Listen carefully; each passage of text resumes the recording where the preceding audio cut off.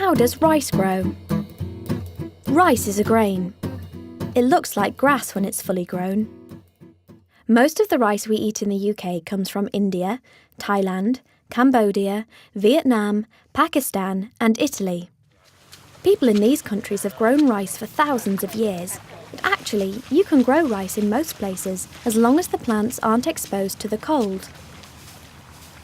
Rice grows in a paddy field. It's different to a field you might see in this country because it's usually flooded with water, which is just how the rice plants like it. The water protects the rice plants from extreme heat and cold and stops the weeds from growing by making the ground too waterlogged for them to take hold. Some rice fields are irrigated with water from nearby rivers. Others are rain-fed areas containing water that falls during the monsoon season. The rice plants start their growing cycle in a nursery paddy field.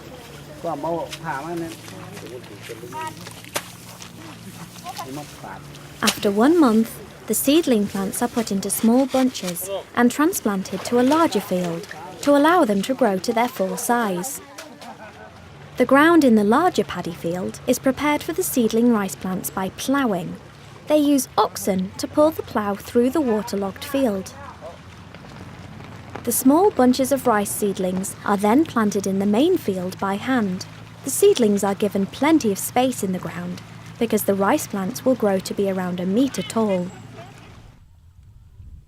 It takes 3 months for the grains of rice to develop at the top of the plant stalks. When the grains turn yellow and hard, it's time for them to be harvested.